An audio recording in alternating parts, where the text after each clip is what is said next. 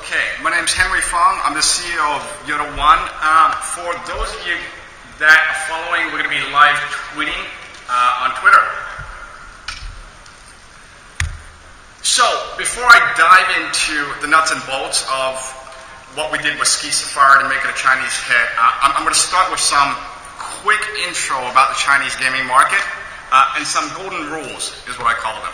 So, for those of you that are interested in bringing your games to the Chinese market, a few things to know. Free-to-play is king. So if you're developing premium games, paid for download, very, very, very tough for the Chinese market. Just to give you an idea of the order of magnitude of premium versus free-to-play, on Apple, iOS, to get to the top on the free charts versus the top for the paid charts, literally 100x difference in terms of distribution volume. So a well-designed free-to-play game is almost always going to monetize a lot better. And on Android, most of the app stores in China actually don't support a premium download model at all. So good luck with premium on Android in China.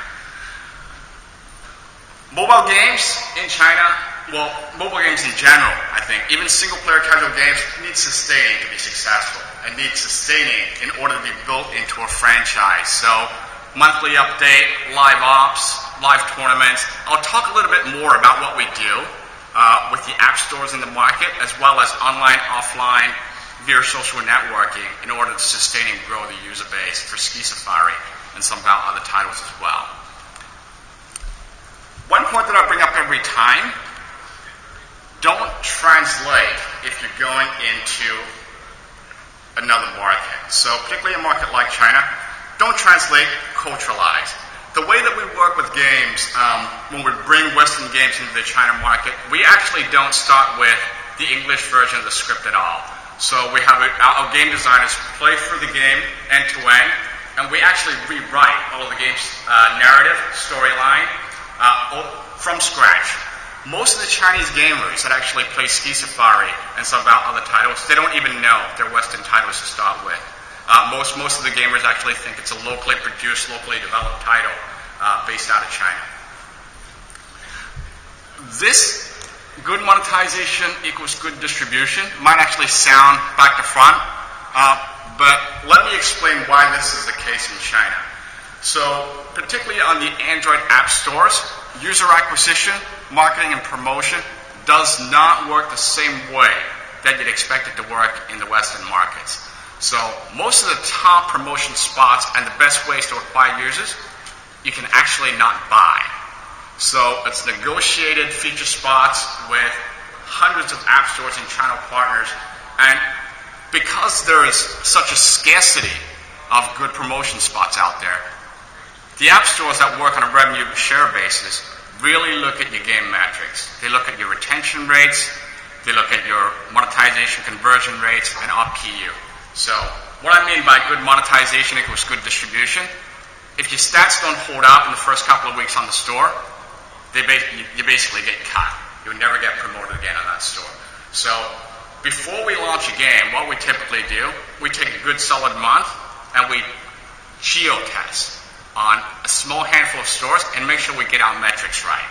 And the metrics that matter, in order: retention, conversion, then monetization. If you can't retain your users, you can't monetize your users. So we've got a good problem in China because there's 1 billion Chinese people. So as long as we can retain them, we've got a very good chance of being able to monetize those users over time. And because the base is so large, as long as you sustain the app, sustain the game with good content updates, it's a significantly huge market. This is a slide that I always do for every presentation about the China market. Everything that you guys know about discovery, distribution, and monetization, forget about it. None of it works in China, okay?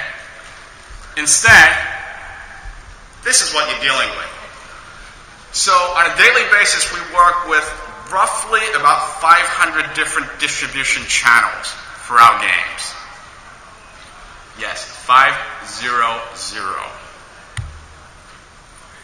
Okay, now that the market overview stuff is out of the way, let's dive into Ski Safari. So it looks like a significant number in the audience have actually played Ski Safari before, but let me give you a quick overview and background. So Ski Safari was developed and published by Defiant Development. They're a studio out of Brisbane, Australia. Fairly small indie studio, so there were about 12 people when we started working with them back in 2012. Ski Safari, the title, core production team was actually 2 people. So they launched the game worldwide on the App Store around February 28th, 2012. And at that point in time, we had not started working with them. So they were self-publishing. They put it on the App Store. There was no culturalization for the game.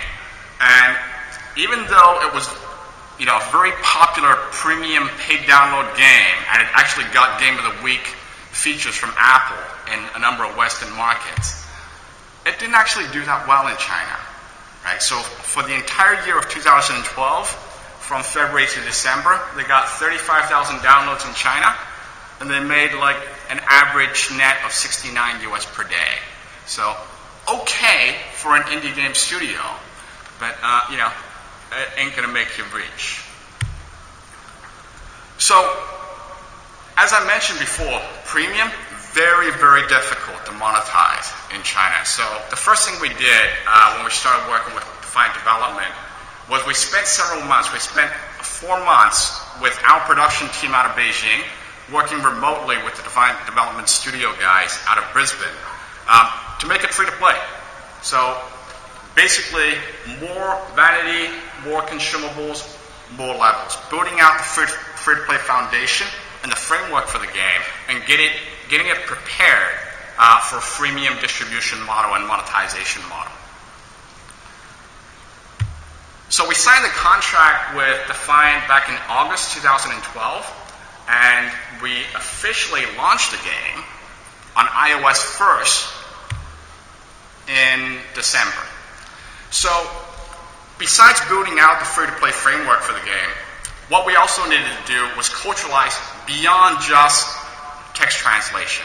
We had to culturalize the social networks that it connected to. We had to culturalize the monetization models, tuning IAP, using the right ad networks. So the ad network in China back in those days was a very, very shallow network. So very fragmented, probably about 30, 40 different ad networks, and none of them had depth. So, for example, if you were pushing 1 million DAU per day, back in iOS back then, probably about, say, 10 million impressions, you'd flood most networks, right? So, initially you'd come up, you'd be getting 100% fill rates, pretty good eCPMs, and as soon as you did a burst, basically your numbers would crap out. So what we actually did was we built our own ad federation technology that federated about 30 different ad networks in China, and what that allowed us to do was slice traffic and spread them out amongst the networks and be able to dynamically tune the eCPMs and how much traffic we slice to each network on a daily basis. And having been in the market for a significant amount of time, we'd actually built relationships with the ad networks.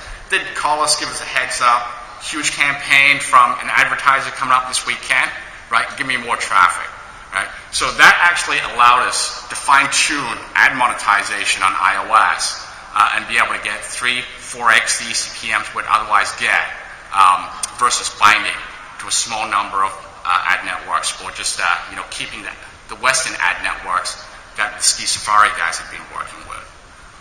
On the social networking side, Facebook, Twitter, so all the social networks that are popular in the West, basically they're all blocked in China. So similarly, we built federation technology that would allow us to break open QQ, WeChat, Sina Weibo, right? All of the social networks with hundreds of millions of user base. So we could leverage the virality and social elements of those networks inside of the game as well. So when we finally launched with Ski Safari in China on iOS, we're very fortunate. We got an editor's choice feature from the Chinese App Store.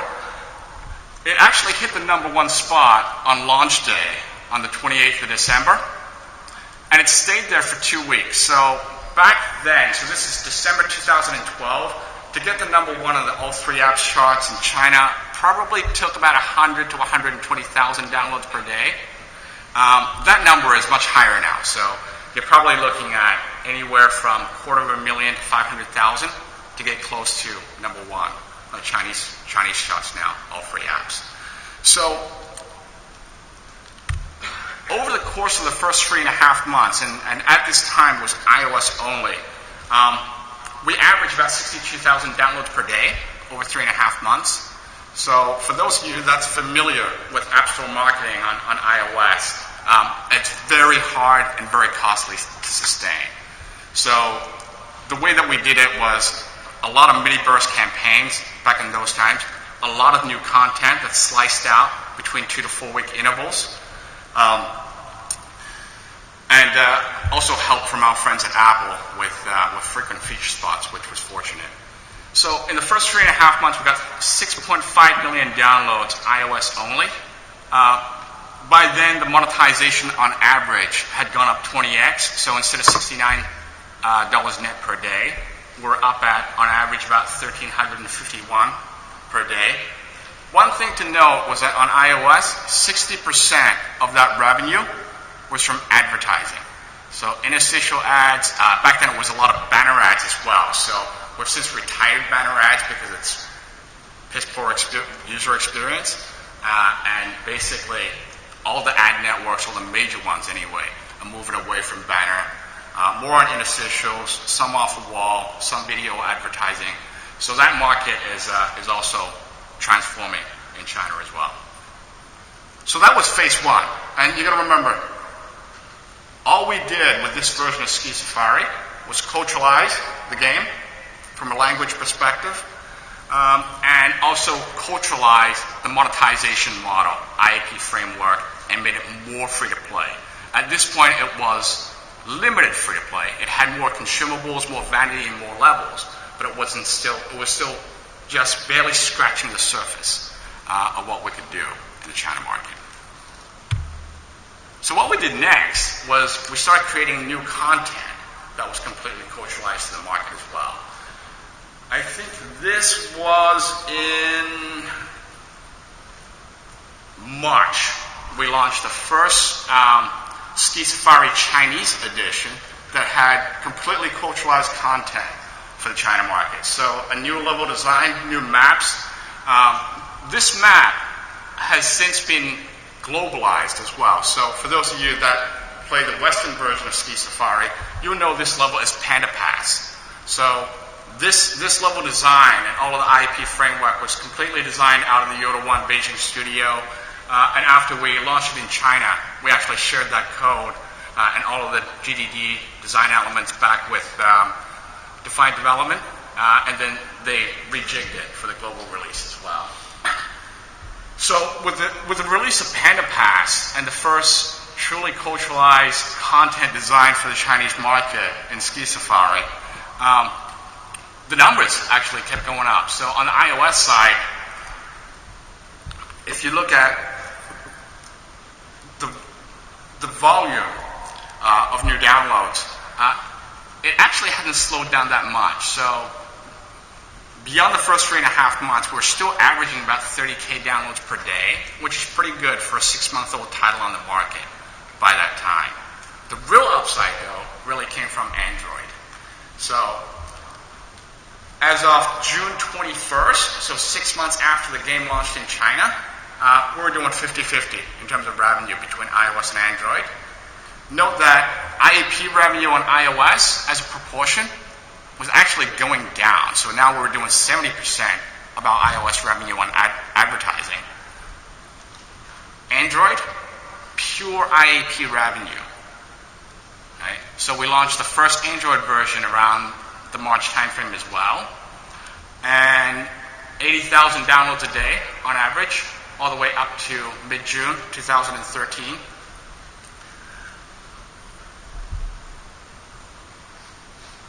And if you look at the mix of download volume, out of 15.5 million users, 7.5 of them were on Android by that time.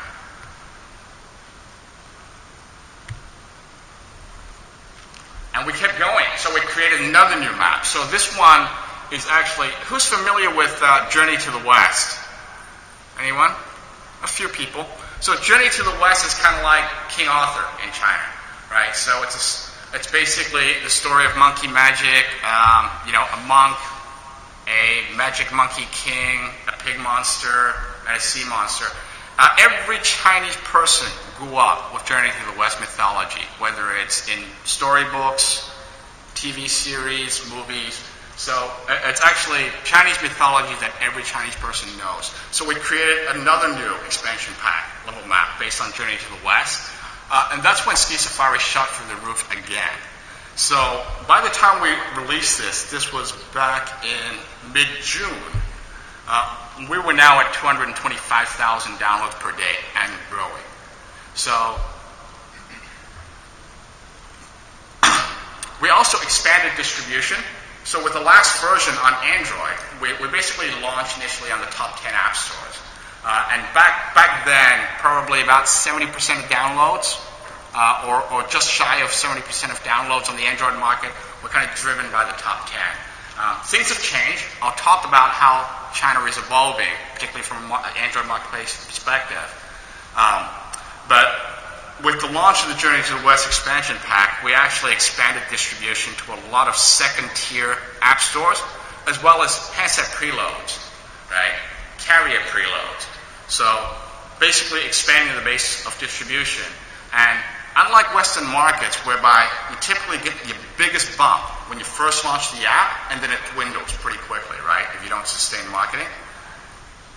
The daily downloads has been growing, right, ever since we've launched the game.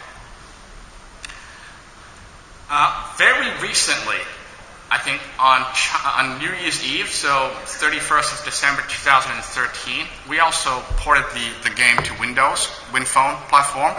And it's done surprisingly well. So 3 months into it now, it's gotten about 500,000 users.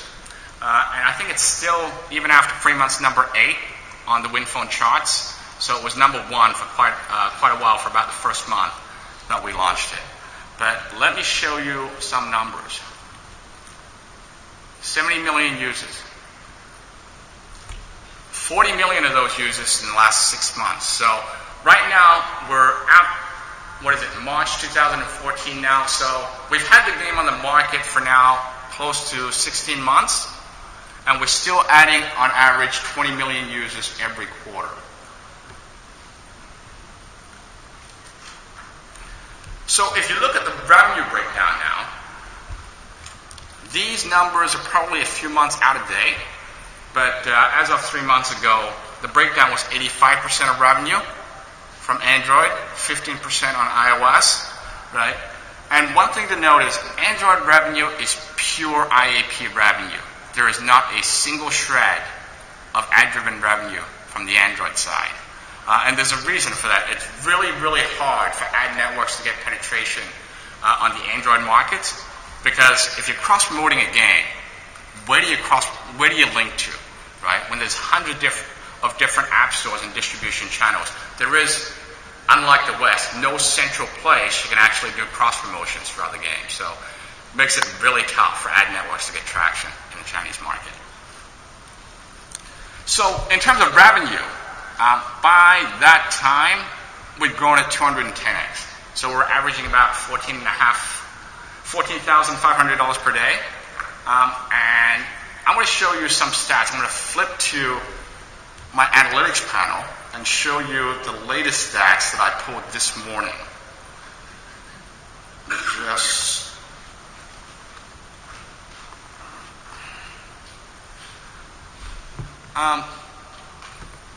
For those of you that have good eyesight, this is actually our analytics panel, but on the right side here, all of the different builds of Ski Safari we have, the total users as of this morning, I added them up before, 70 million and 30,000. So we just broke 70 million this morning on iOS and Android. That's not including the WinPhone So this is live analytics. This is not downloads. This is activated users.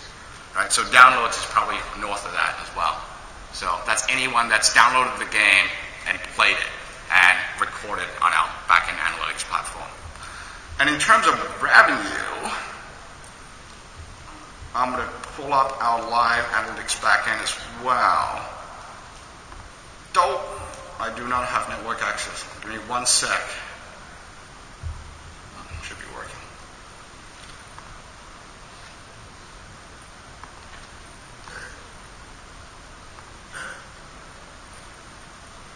I'll pull out at the end of the session, so looks like my cache timed out.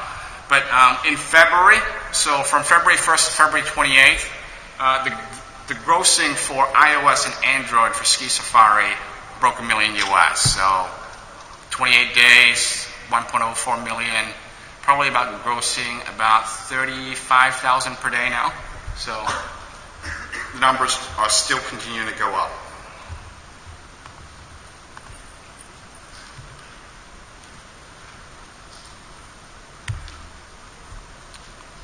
So with this slide, what I want to do is kind of dive a little bit deeper into why we're able to drive up the download rates, the conversion rates, monetization rates for Ski Safari. And a lot of this is specific to the China market. So unfortunately, a lot of this stuff will not apply outside of China.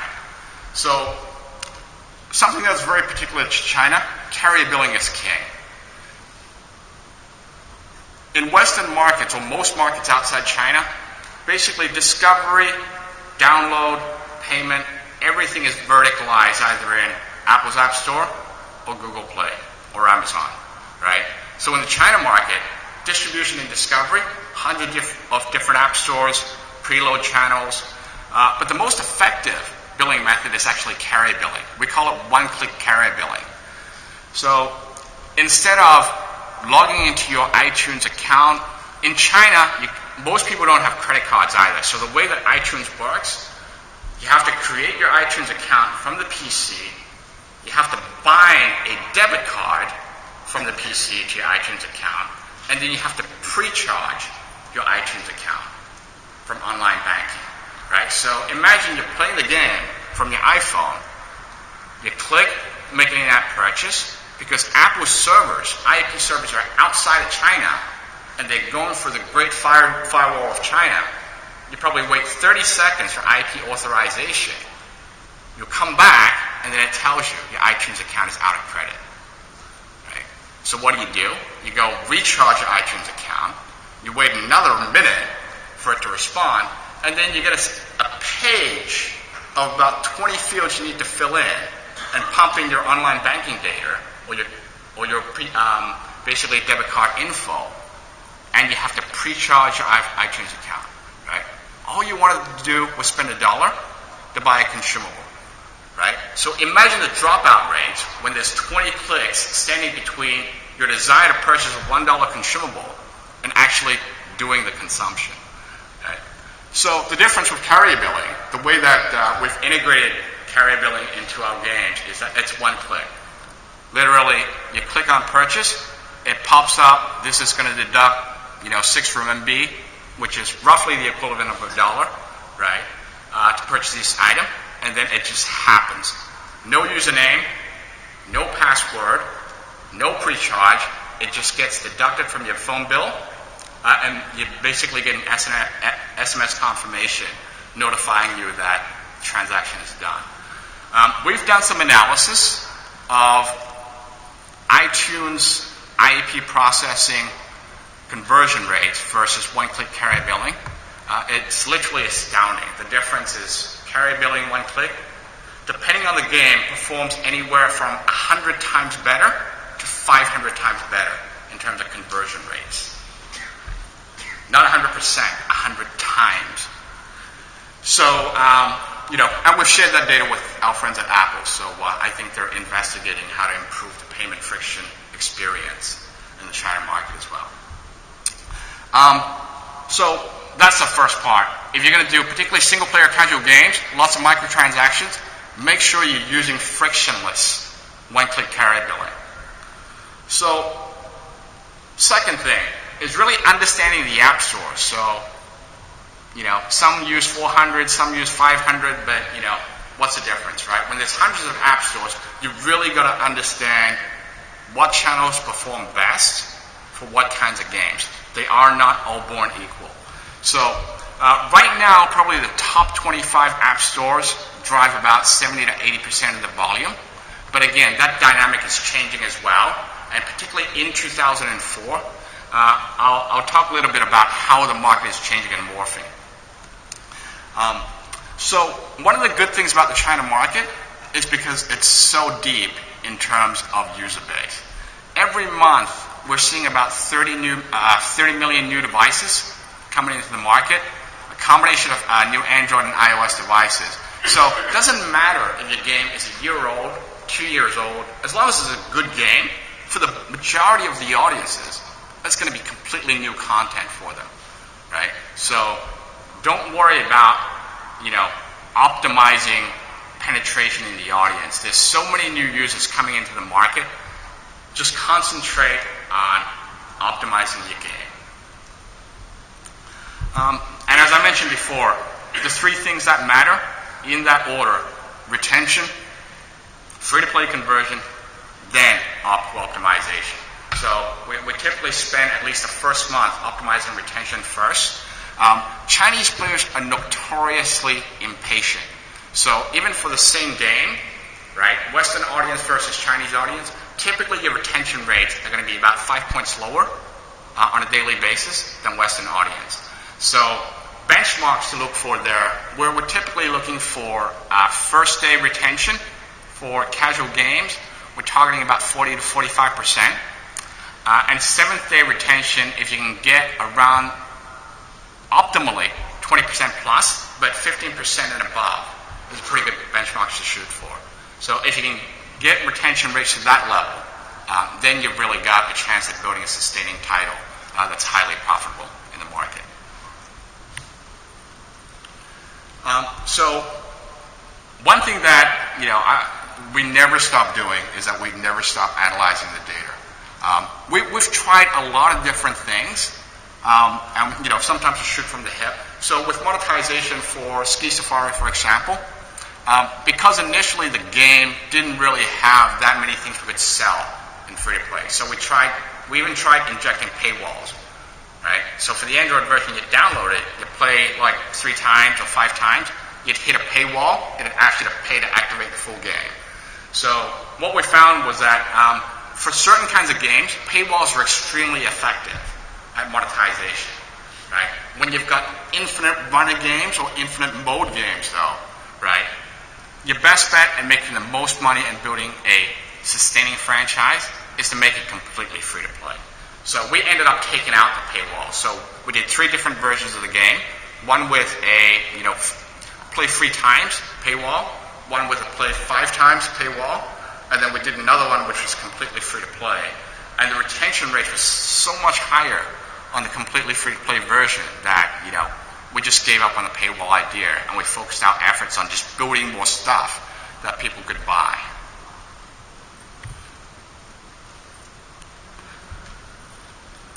So, how is the China mobile gaming market changing and evolving? I don't know whether this is good news or bad news, but 2014, China is going to reinvent itself again. So, it's a fairly complicated market as it is, but there are a number of disruptions that are going to happen in the market this year. So, first one is disruption in mobile games payment processing. What I told you about before, carrier billing is king, it may not be so in 2014. Right? It's still going to be a very effective means of payment processing for gaming, but depending on what kind of games you develop and produce, it may not be the best anymore. Right? So Alipay, it's kind of like the PayPal of China. Right? It's one of the biggest payment processing platforms. They've now got a better experience for in-game payments processing. WeChat, from Tencent, they've also got embedded payment processing for in-game as well. Alipay right now is completely open, so anyone can integrate. WeChat gaming payment is still closed, so you need a publishing contract with Tencent. on WeChat in order to be able to access it. But these two payment methods, particularly for connected games, are definitely going to be taking market share away from carrier billing. I think the good news is that, well, especially for Alipay, the processing fees are much, much lower than carrier billing. So even though carrier billing is ultra effective for microtransactions, they take 30 to 35 cents out of every dollar just to process payments. So it's a big ouch. Okay. Discovery and distribution is also being disrupted significantly. What we're seeing in the market is that those hundreds of mid to low tier app stores, they're consolidating, but there's a lot of big players coming into the market. So people like Yoku, this one is called Sogo. They're actually a input method editor. Momo, this one is Sunlei. They're actually the biggest video media player company. They're all going into mobile gaming. And as well as Alibaba, of course, right? They announced that they were moving into mobile gaming after staying out of gaming for the last 15 years. But why these players are significant is that all of them have mobile DAU that is over 10 to 20 million, right? And a total mobile install base out of their apps that are in the hundreds of millions. My old employers from Microsoft are also starting to make some headway, so I am embarrassed to admit it, but I used to work there. It's actually getting some good traction. So, you know, my friends at Microsoft, I still have a lot of friends that work in Microsoft China, came to me and said, why don't you build games for the WinPhone platform? This was back 18 months ago. And I asked him, I said, you know, how many units do you ship? He goes, China is actually the best-selling country for WinPhones. We shipped 50,000 units last month. And I just turned to him, I said, I did 150,000 downloads yesterday. Right? So even if we get 100% penetration, it's not worth me getting out of bed to put out games to the WinPhone platform. But they've been growing in strides. So now that they've hunkered down with Nokia, and you got to remember, Nokia was the king of mobile in China. Even as early as 5-6 years ago, they literally own 80% of the market. So there's money to be made in a WinPhone now. So the market is changing. We launched Ski Safari on WinPhone 3 months ago.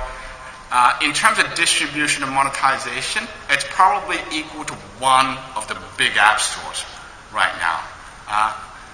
Probably about 5% of revenue is driven from WinPhone. But the fact of the matter is their share is growing. I put Firefox up here.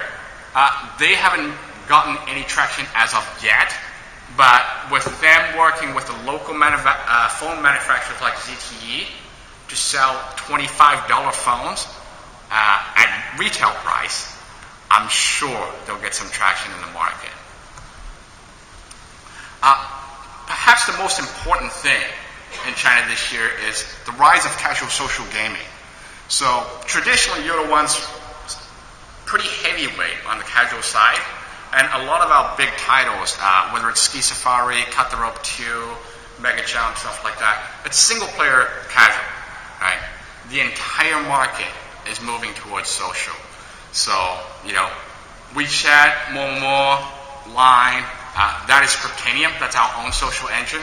But we're actually in the process of moving a lot of our single-player game franchises now and redesigning deep social gameplay, competitive gameplay into them. And I'll talk a little bit more about some of our plans for Ski Safari. But we think if you got a good single-player casual game, it'll do okay, right? But if you design the right social competitive elements into the game, that's when you have a chance of building a completely new franchise and a hit that also has the benefits of virality.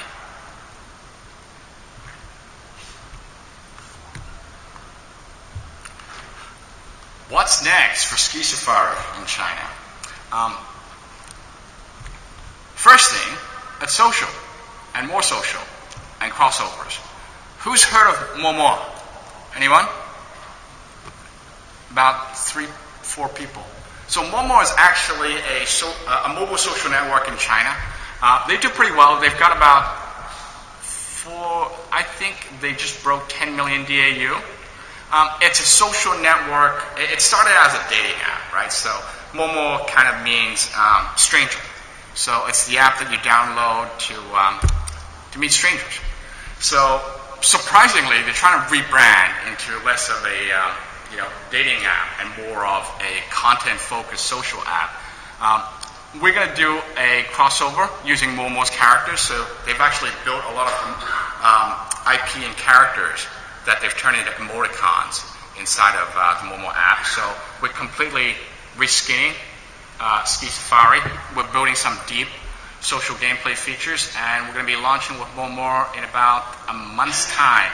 So that's one of the spin-offs of the Ski Safari franchise that we're creating. And more social. So with our own social engine, Cryptanium, we're actually making the Ski Safari experience. We actually want to turn it into a multiplayer experience.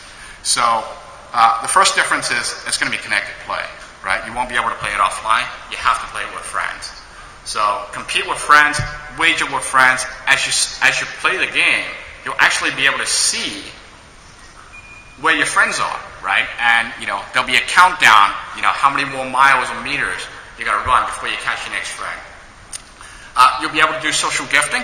So not only will you be able to consume IAP for yourself, you can actually buy IAP and send it over to one of your friends. We're also integrating live play-generated tournaments. So you'll be able to do a tournament, for example, buy a 1,000 coin pack, right, and run a mini tournament with the friends in the friends list, right? Whoever wins that takes the coin pack. So not only will we be hosting live events and tournaments in the game, we want to actually create the ability for players to be able to create play-generated content and run tournaments by themselves. And with 70 million players of Ski Safari in China, we think it's going to be a big hit. We think the virality of the social engine as well, hopefully, is going to be able to lift us above our current run rate. And this is kind of a summary of the 0 to 70 million Ski Safari's journey in China. What I'm going to do, I'm going to flip over to a video which gives you guys an idea of some of the changes we've made to the game and the impact of those changes have had to the gameplay and distribution.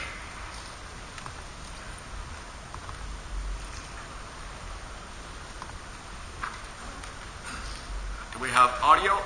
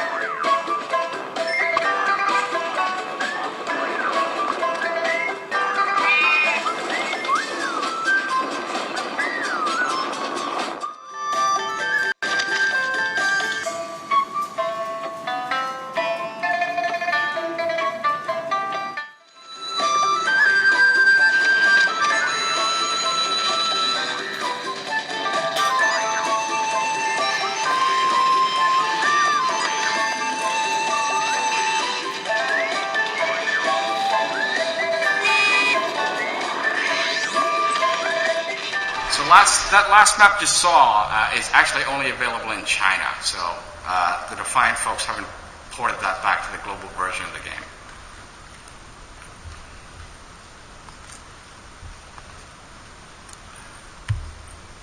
So, meet our friends from Defiant. That's what they look like. They are Australians. And that's pretty much it for my presentation for today. We've got 15 minutes for Q&A. And if any of you want to catch up, we're actually hosting a cocktail tonight at the Hotel Zeta as well. And I've got a few folks from my team down here. If you want details, you can go and hunt them down. Any questions? That gentleman there? You said that the Chinese are known for being impatient. Well, I thought they were impatient culture. You said they're impatient when it comes to mobile gaming. Can you rectify that? Right. So the question is, you thought the Chinese were more patient in terms of gaming?